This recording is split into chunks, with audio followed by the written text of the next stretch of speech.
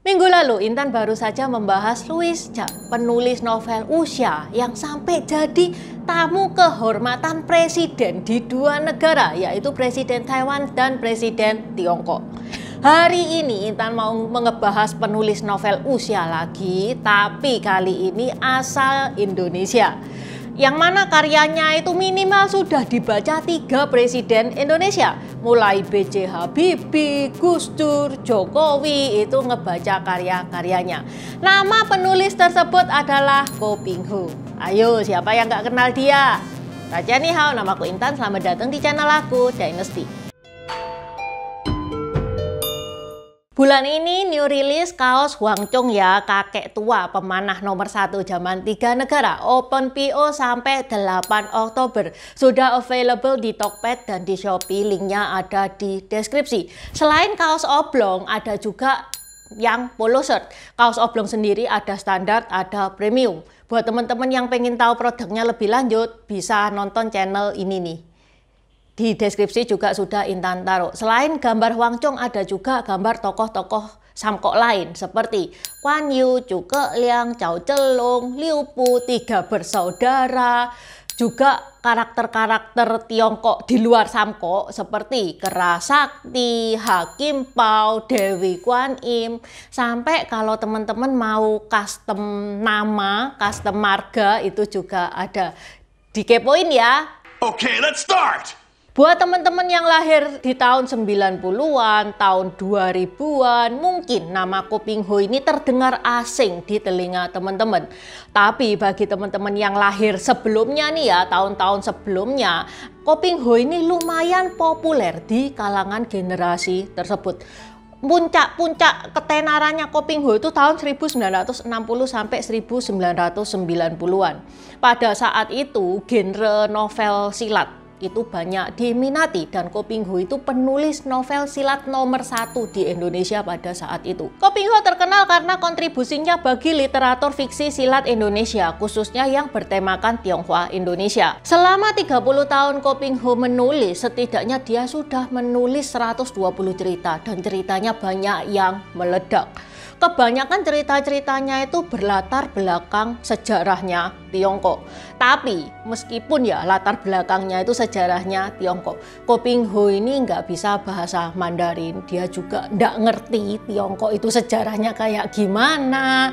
Terus letak geografisnya itu juga nggak ngerti, makanya latar belakangnya pun, segi geografisnya pun itu juga banyak yang fiktif. Banyak fakta historis dan geografis dalam ceritanya Ko Ping Hu itu tidak sesuai sama kenyataannya. Sehingga bagi teman-teman yang mengerti sejarah itu terkesan kalau ceritanya Ko Ping Hu ini membingungkan. Beda sama Louis Cha kemarin. Louis Cha itu novel yang terkenal itu Return of the Condor Heroes ya. Ya pokoknya serial Condor Heroes. Condor Heroes itu oke lah, tokoh-tokoh yang dia bawakan itu, tokoh utamanya itu fiktif semua. Yoko-nya itu fiktif, Bibi Long-nya itu fiktif, tapi minimal latar belakang ceritanya itu beneran ada. Itu kalau Condor Heroes itu ngambil peralihan antara dinasti Song dan dinasti Yuan. Di situ ada Temur Khan, di situ juga ada Kubilai Khan ya, karena memang zaman segitu itu mereka memang ada di situ, beneran ada. Tapi kita tidak nyalahkan Ko Ping Hu juga ya, karena Ko Ping Hu kan tinggal di Indonesia, orang Indonesia. Pada saat itu jangankan Google, internetnya aja nggak ada. Jadi untuk cari-cari sejarah tentang Tiongkok itu susah banget. Apalagi di zaman Orde Baru, pemerintah itu membatasi budaya Tiongkok itu berkembang, jadi tambah susah lagi untuk menguak sejarahnya Tiongkok. Meskipun begitu, kita patut mengapresiasi Ko Ping Hu yang sudah berusaha untuk mengenalkan budaya Tiongkok ke Indonesia. Novel-novel Ko Ping Hu ini yang berlatar belakang Tiongkok nih ya, yang paling terkenal itu Bukek Siamsu. Itu saking terkenalnya, saking meledaknya sampai dibuat 17 kisah. Selain berlatar belakang sejarah Tiongkok, ada juga yang berlatar belakang sejarah Indonesia. Itu juga banyak banget guys yang terkenal, seperti Pecut Sakti Bajra Kirana, Badai Laut Selatan yang berlatar belakang masa Kesultanan Mataram Islam dan zaman Airlangga dan lain-lain. Sekarang siapakah Koping Ho? Koping Ho ini lahir di Sragen, Jawa Tengah pada tanggal 17 Agustus 1926. Menurut Ko Tian-nyo yang merupakan putri ketiganya Koping Ho ini pria keturunan Tionghoa dan Jawa.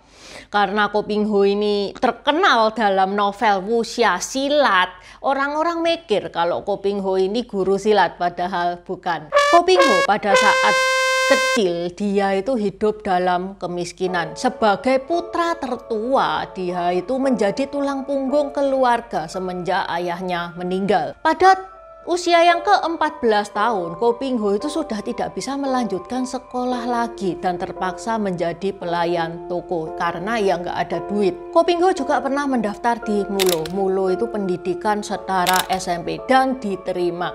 Tapi lagi-lagi karena terdesak masalah ekonomi, Koping Ho pun tidak bisa melanjutkan sekolah. Sampai-sampai dia itu cerita kalau dia itu nangis ngelihat teman-temannya itu bersekolah. Koping Ho itu sampai bekerja jadi tukang becak. Wis pokoknya apapun lah supaya dia bisa hidup. Di sela-sela kesibukannya, Koping Ho itu sering menulis ya untuk menyalurkan hobinya ya guys ya, buat iseng-iseng. Itu Koping Ho bilang kalau dia sudah mulai menulis pada tahun 1951, tapi masih sebatas hobi. Mengutip harian Kompas, debutnya sebagai pengarang itu dimulai pada tahun 1958 ketika dia pindah ke Tasikmalaya.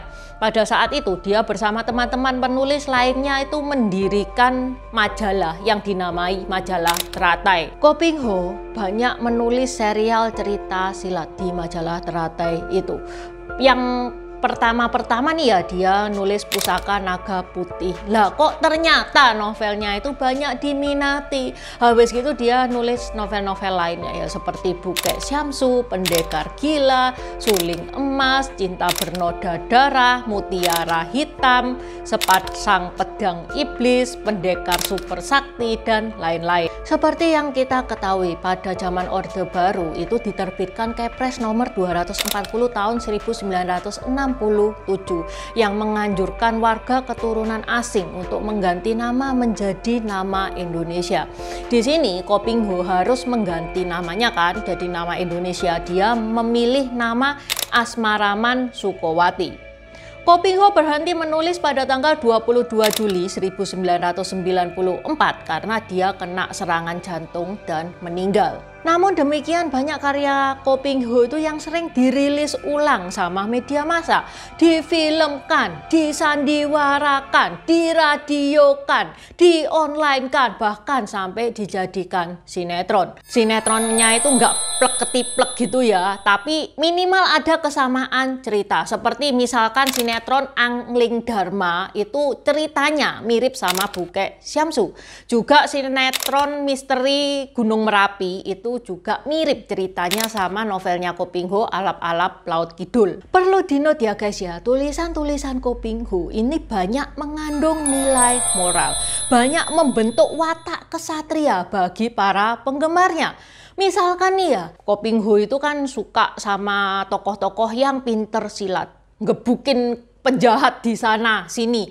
Tapi tokoh utamanya meskipun pinter silat, dia itu tidak pernah KDRT sama cewek. Itu salah satu nilai moralnya. Bener nggak? Ayo siapa yang di sini ngefans sama Koping Ho? Bisa dong sharing cerita-ceritanya Koping Ho itu kayak gimana di kolom komentar. Oke, sampai di sini dulu cerita Intan hari ini. Buat teman-teman yang mau diskusi, nambah-nambahin, seperti biasa silakan coret-coret di kolom komentar. Buat subscriber baru, selamat datang. Terima kasih sudah menonton videonya Intan sampai habis. Intan sarankan buat teman-teman yang baru bergabung untuk nonton videonya Intan tentang pergantian dari dynasty ke dynasty. Ini nih videonya. Di deskripsi juga sudah Intan taruh. Karena di video pergantian dynasty itu adalah basic dari semua videonya Intan. Itu yang pertama. Yang kedua, video pergantian dari dynasty ke dynasty ini bakal sangat membantu teman-teman kalau misalkan teman-teman itu nonton film-film Tiongkok yang kuno-kuno itu bakal sangat membantu banget. Karena film-film Tiongkok itu nggak menceritakan secara jelas background kayak gimana. Terima kasih udah nonton channel ini sampai habis. Dukung aku terus berkarya dengan klik subscribe dan bunyikan lonceng di bawah ya guys.